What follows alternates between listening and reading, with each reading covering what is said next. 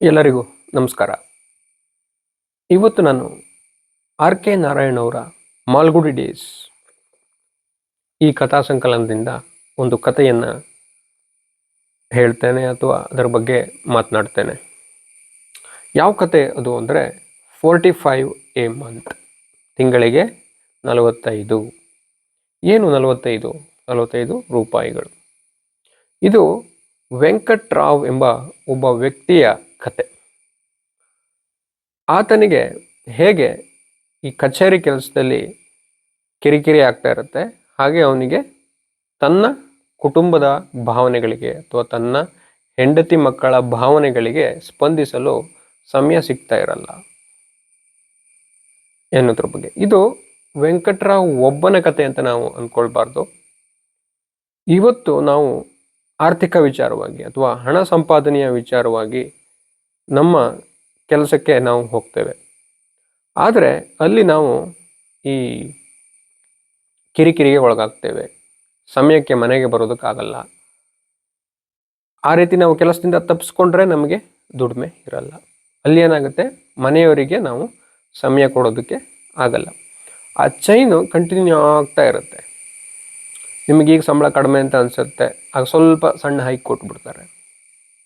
ಈಗ ಸ್ವಲ್ಪ ಜಾಸ್ತಿ ಸಂಬಳ ಬರ್ತಾ ಇದೆ, ಈಗ ನಾವು ಸ್ವಲ್ಪ ಕೆಲಸದಲ್ಲಿ ಗಂಭೀರವಾಗಿರಬೇಕು ಅಂತ ಅನಿಸುತ್ತೆ. ಮತ್ತೆ ನೀವು ಮನೆಗೆ ಸಮಯ ಕೊಡೋದಕ್ಕೆ ಆಗಲ್ಲ. ಈ ದೃಷ್ಟಿಯಲ್ಲಿ ಒಂದು ಕಥೆಯನ್ನು ಮಾಡಿದ್ದಾರೆ. ಅದು ವೆಂಕಟ್ರಾವ್ ಮಗಳಿಗೆ ಆತ ಸಿನಿಮಾಗೆ ಕರ್ಕೊಂಡು ಹೋಗೋದಕ್ಕೆ ಆಗಲ್ಲ. ಶಾಂತ ಅಂತ ಅವಳ ಹೆಸರು, ಚಿಕ್ಕ ಬಾಲಕಿ. ಅವಳು ಶಾಲೆಗೆ ಹೋಗಿರ್ತಾಳೆ. ಅಲ್ಲಿ ಅವಳಿಗಿನ್ನೂ ಸಮಯನೇ ನೋಡೋಕ್ಕೆ ಬರೋದಿಲ್ಲ ಸರಿಯಾಗಿ. ವೆಂಕಟ್ರಾವ್ ಹೇಳಿರ್ತಾನೆ, 5 ಗಂಟೆಗೆ ಬಂದ್ಬಿಡು, ಸಿನಿಮಾಕ್ಕೆ ಹೋಗೋಣ, ನೀನು ರೆಡಿಯಾಗಿರಬೇಕು, ಇಲ್ಲಾಂದರೆ ನನಗೆ ಸಿಟ್ಟು ಬರ್ತದೆ ಅಂತ ಹೇಳಿ ಆಫೀಸಿಗೆ ಹೋಗಿರ್ತಾನೆ. ಈಕೆ ಶಾಲೆಗೆ ಬಂದು ತರಗತಿಯಲ್ಲಿ ಏನೋ ಮಾಡ್ತಾ ಇರ್ತಾಳೆ. ಅಲ್ಲಿ ತಮ್ಮ ಮೇಷ್ಟ್ರು ಅಥವಾ ಟೀಚರ್ ಇರ್ತಾರಲ್ಲ, ಅವ್ರ ಹತ್ರ ಹೋಗಿ ನಾನು ಮನೆಗೆ ಹೋಗಲಾ, ಸಮಯ ಎಷ್ಟಾಯಿತು, ಹೀಗೆ ಬರೋಕ್ಕೆ ಹೇಳಿದ್ದಾರೆ ಅಂತ ಹೇಳ್ತಾಳೆ. ಹಾಗೆ ಸ್ವಲ್ಪ ಬೇಗ ಮನೆಗೆ ಬಂದು ತಯಾರಾಗಿಬಿಡ್ತಾಳೆ, ಅಂದರೆ ಹೋಗೋದಕ್ಕೆ ರೆಡಿ ಆಗ್ತಾಳೆ. ಆದರೆ ಸಮಯ ನೋಡ್ತಾಳೆ, ಅವ್ರ ತಂದೆ ಬಂದೇ ಇರೋದಿಲ್ಲ. 5:30 ಆಗುತ್ತೆ, 6 ಆಗುತ್ತೆ, 6:30 ಆಗುತ್ತೆ. ನಂತರ ಹೀಗೆ ಮಾಡಿ ಅವಳು ಅಲ್ಲಿ ಅದೇ ಬಟ್ಟೆಯಲ್ಲೇ, ಈ ಸಿನಿಮಾಕ್ಕೆ ಹೋಗಲು ಹಾಕ್ಕೊಂಡಿದ್ಲಲ್ಲ ಆ ಬಟ್ಟೆಯಲ್ಲೇ ಮಲ್ಕೊಂಡು ಬಿಡ್ತಾಳೆ. ಈ ಕಡೆ ವೆಂಕಟ್ರಾವ್ ಅವರಿಗೆ ಆಫೀಸ್ನಲ್ಲಿ ಬೇರೆ ಏನೋ ಕೆಲಸ ಕೊಟ್ಟು, ಆ ವೋಚರ್ ಏನೋ ಮ್ಯಾಚ್ ಆಗಬೇಕು, ಇಲ್ಲ ಅದು ಭಾಳ ಇಂಪಾರ್ಟೆಂಟು ಅಂತ ಅವ್ರ ಬಾಸ್ ಹೇಳಿರ್ತಾರೆ. ಇವರಿಗೆ ಹೊರಡೋದಕ್ಕಾಗಲ್ಲ ಬೇಗ. ಆಗ ಅವರು ರಿಸೈನ್ ಮಾಡೋದಕ್ಕೆ ನಿರ್ಧಾರ ಮಾಡ್ತಾರೆ, ರಾಜೀನಾಮೆ ಕೊಡೋದಕ್ಕೆ. ಅಲ್ಲಿ ಇದು ಬಹಳ ಚೆನ್ನಾಗಿದೆ. He took a sheet of paper and wrote, "Here with my resignation. If you people think you have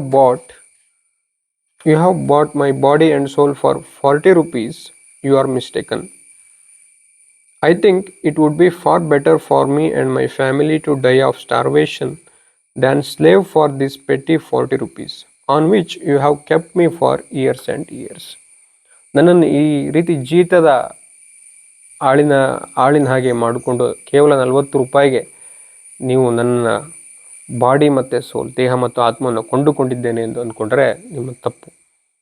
ಇಲ್ಲಿ ನೋಡಿ ನನ್ನ ರೆಸಿಗ್ನೇಷನ್ ಅಂತ ಬರೀತಾರೆ. I suppose you have not the slightest notion of giving me an increment. You give yourselves heavy slices frequently, and I don't see why you shouldn't think of me or think of us occasionally. So ನೀವು ನಿಮಗೆ ಏನು ಬೇಕೋ ಜಾಸ್ತಿ ಇದನ್ನು ತಗೊಳ್ತೀರಾ, ಆದರೆ ನಮಗೇನೂ ಮಾಡಲ್ಲ ಅನ್ನೋ ದೃಷ್ಟಿಯಿಂದ ಹೇಳಿದ್ದಾರೆ. ಹಾಗೆ ಮಾಡಿ ಆ ಪತ್ರವನ್ನು ಮಡಚಿ ಅವರು ಅಲ್ಲಿ ಮ್ಯಾನೇಜರ್ ಹತ್ರ ಇಡ್ತಾರೆ.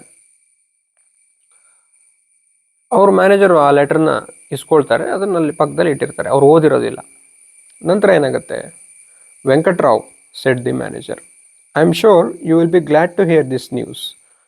Our officer discussed the question of increments today, and I have recommended you for an increment of 5 rupees.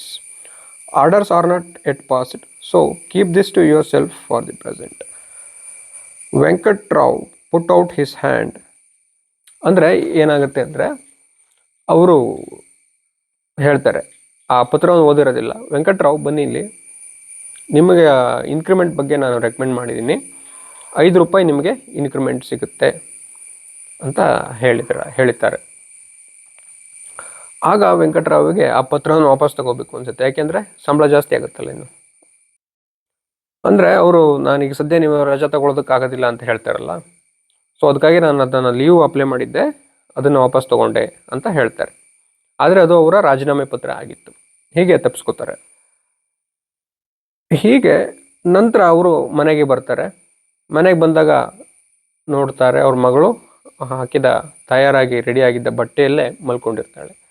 ಅವರಿಗೆ ಒಂಥರ ಹೃದಯ ಹಿಡಿದಂಗೆ ಆಗುತ್ತೆ. ಅವಾಗ ಅವಳನ್ನ ಎಬ್ಸ್ಕೊಂಡು ಈಗಲಾರು ನೈಟ್ ಶೋ ಕರ್ಕೊಂಡು ಹೋಗೋಣ ಅಂತ ಎಬ್ಸೋದಕ್ಕೆ ಹೋಗ್ತಾರೆ. ಆಗ ಅವ್ರ ಹೆಂಡತಿ ಬೇಡ ಅಂತ ತಡೀತಾರೆ.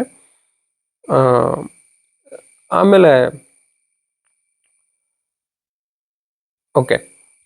ಏನಾಗುತ್ತೆ ಅಂದರೆ ಅವ್ರ ಹೆಂಡತಿ ಹತ್ರ ಹೇಳ್ತಾರೆ, ನನಗೆ 5 ರೂಪಾಯಿ ಇನ್ಕ್ರಿಮೆಂಟ್ ಸಿಗ್ತಾ ಇದೆ, ಇನ್ಯಾವಾಗಲೂ ಇವಳನ್ನು ಕರ್ಕೊಂಡು ಹೋಗೋದಕ್ಕೆ ಸಾಧ್ಯವಾ ಅಂತ ನನಗೆ ಅನ್ನಿಸ್ತಾ ಇದೆ ಅಂತ ಹೇಳ್ತಾರೆ.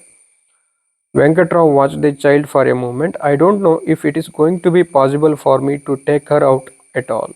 You see, they are giving me an increment ಅಂತ ಅವ್ರು ಹೇಳ್ತಾರೆ.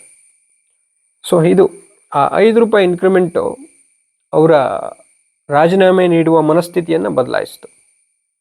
ಅಂದರೆ ನಾವು ಹೇಗೆ ಈ ಹಣ ಸಂಪಾದನೆಗೋಸ್ಕರ ನಮ್ಮ ವೈಯಕ್ತಿಕ ಜೀವನದಲ್ಲಿ ಕಾಂಪ್ರಮೈಸ್ ಆಗ್ತಾ ಇರ್ತೀವಿ ಅಂತ. ಇದೊಂದು ಎಲ್ಲರೂ ಅನುಭವಿಸುವಂತಹ ಸಮಸ್ಯೆ. ನೀವು ಜೀವನ ಮಾಡಬೇಕು ಅಂದರೆ ಹಣ ಬೇಕೇ ಬೇಕು. ಹಣ ಬೇಕು ಅಂದರೆ ನೀವು ಕೆಲಸ ಮಾಡಲೇಬೇಕು. ನೀವು ಕೆಲಸಕ್ಕೆ ಹೋಗ್ತೀರಾ ಅಂದರೆ ಅಲ್ಲಿ ನಿಮ್ಮ ವೈಯಕ್ತಿಕ ಬದುಕಿಗೆ ಸಮಯ ಕೊಡೋದಕ್ಕೆ ಆಗೋದಿಲ್ಲ. ಇವೆರಡರ ನಡುವೆ ಬ್ಯಾಲೆನ್ಸ್, ವರ್ಕ್ ಲೈಫ್ ಬ್ಯಾಲೆನ್ಸ್ ಅಂತ ಹೇಳ್ತಾರಲ್ಲ, ಅದನ್ನು ಸಾಧಿಸೋದು ಭಾಳ ಕಷ್ಟವಾದ ವಿಚಾರ. ಈ ದೃಷ್ಟಿಯಲ್ಲಿ ಈ ಕತೆ ಭಾಳ ಚೆನ್ನಾಗಿದೆ, ನೀವು ಓದಿ ಅಂತ ಹೇಳ್ತೀನಿ. ನಮಸ್ಕಾರ.